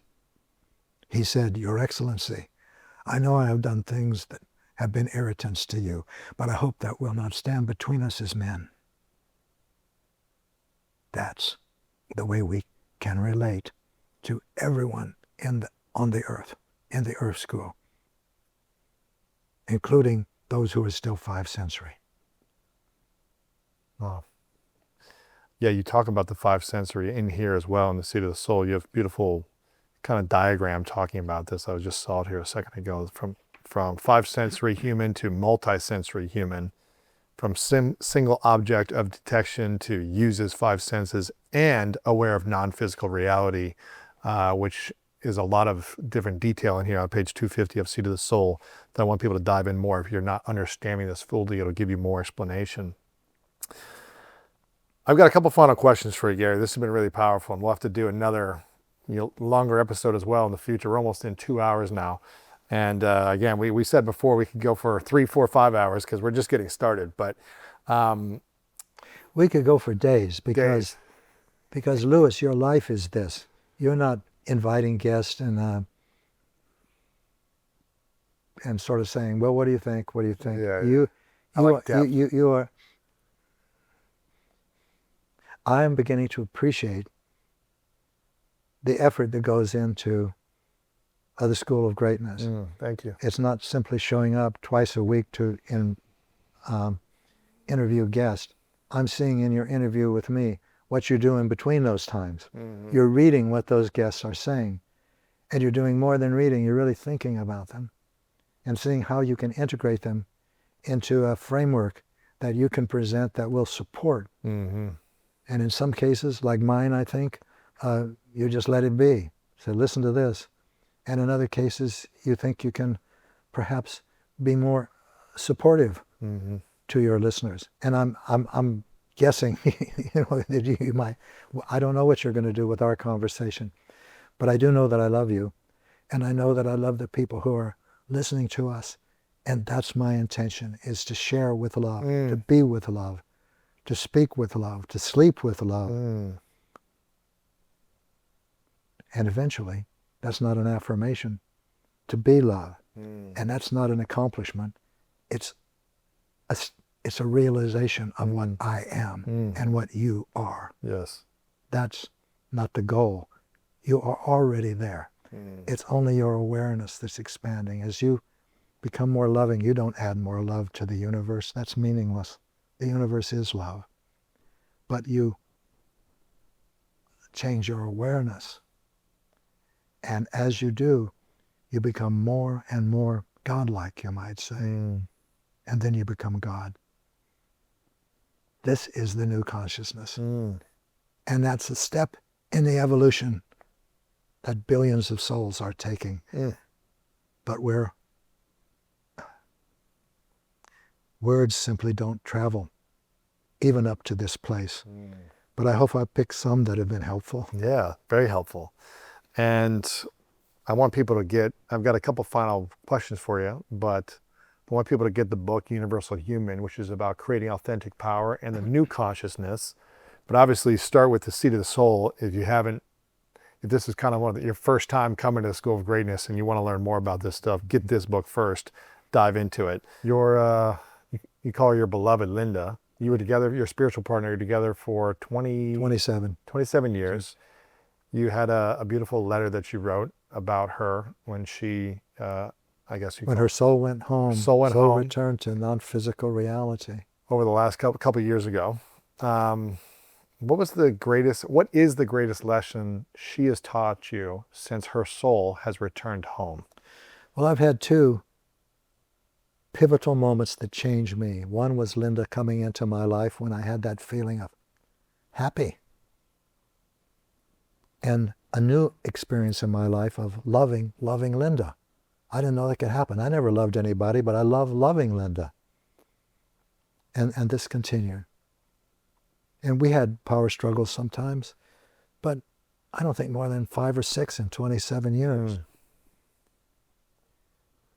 But it was never a question of that she was my partner. I love her completely. And I know she loved me completely. And that was never a question. And it isn't now. The second point was when her soul went home. when I came home from the hospital, and Linda didn't, and I was there alone, and the pain began, and I didn't think I could live through that, and I didn't want to. I asked for death. Oh, man. But that wasn't given to me. I remember saying, look, I'm going to die anyway. Make it now, please. The next morning, I was sitting by a pool, watching some trees sway in the wind, and I realized something about myself. I don't have a reason for living now, except to love people. And that's permanent. And those changes have been, of that magnitude, have been happening since then. So on another show, we can go into a show just about that, because most people have a reaction like I used to have when someone say, oh, my wife died, my child died, and say, oh, I'm so sorry, I'm sorry for your loss. I say now, we can celebrate her life with me. Because this is the return home of a soul. And it's led to such interesting experiences, Louis. I want to share them with you, and I want to share them with our audience. And I have, by the way. You can go to some of them, but I mean, I can bring us up to date. Yeah. Like you go to the Seat of the Soul, and in the menu there's somewhere called a Celebration of Linda. We decided, we have a support team who are my spiritual partners too. We come together in the spring and in the fall. We're coming together in a couple of weeks, in fact, in Ashland. And Linda's just passed on, and we were all in shock and jolted, and we were laughing and crying. And we decided to make a video to celebrate her life. And we did. So I knew just the place to make it. And we made it. And afterwards, we all went out to eat. There were about 20 of us. So we went to this restaurant. It was a nice restaurant. And after everyone ordered, the server came up and said, would you like this on one tab, or would you like separate tabs? And I said separate tabs. I always did that because I was always stingy with money. And I couldn't let that go. I had to run after her and said, no, I changed my mind. Put it on one tab and give it to me. And I wanted to do that. No second agenda. I wanted to do that. And the next morning, the thought came to me, I'm generous. And I am. I mean, and every time these things happen, every time anything happens, I say, thank you, beloved. Thank you. A frightened part of my personality will often want to go back and be with Linda in the Earth School and be the way I am now, so I could love her more clearly and support her better. But I can't, because I am the way I am now because her soul went home. But she's here. She's here. And it was very confusing at first, because I know she's here, but I miss her. And then this continued until not too long ago, when Linda came to me once. And the intimacy was amazing. Wow. Genesis had told me, Gary, you're going to experience intimacy with Linda even more than you experienced when you were in the Earth School with her, which I could not have imagined, because it was so good, so complete, so easy, so wonderful, so no words, complete. I would tell her, beloved, I love you completely. There's no other way. I can't love you more. I can't love you less. And I thought that was so intimate, so good. But when she came to me a month or so ago, that was intimacy that I could never have imagined could exist in the universe. And I learned something also, even before then. The love that people experience in the universe between themselves. For example, your love for Matita is a training exercise for the love of the universe that you will experience when you go home. Wow. Oh, it's a joy talking with you, Louis. This is beautiful. This is beautiful, and I want people to get more.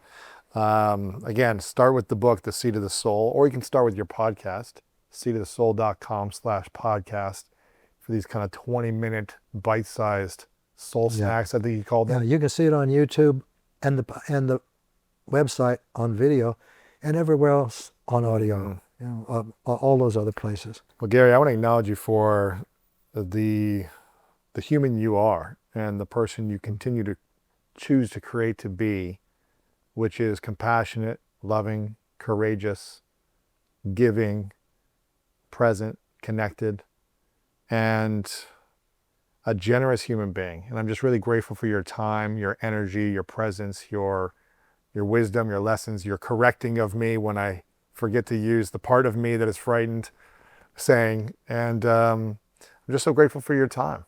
I think this is going to really inspire and help a lot of people that watch and listen. And I want people to dive in deeper on your work, because I think it is so powerful in how we can reflect on the parts of us that are afraid or insecure or unlovable, or the parts of us that feel those things, and how we can start to choose a different path moving forward. Thank you. Into alignment, into harmony, into peace. Yes. Thank you. And it's not my work. This comes straight from an angel. Well, you packaging the information and putting it out there. Yeah, it's my pack. It's my wrapping. You wrapping it not the content. and putting it on text and sharing it is helpful. We all need information that we can understand, because all this information is coming through us in some ways, Yes. but how we can communicate it effectively so others can understand. Thank you. That is important. Yes. This is my gift. Yes. This is who I am, expressing my contact with the angelic realm. And so many people around us now are expressing the same insights, the same openness, the same transformations, but they're doing it in terms that are meaningful to them and that are expressing the uniqueness of their lives. Yes. Yeah. And that's the new consciousness. You're doing amazing. I have one final question for you. I asked you this last time, so I'm going to ask it in a little bit different way. If you could go as far out in the future as possible to the last day, you get to live as long as you want to live, but it's the last day for you. What's the piece of advice your future self would give your current self on how to live the most beautiful time for as much time as you can live left?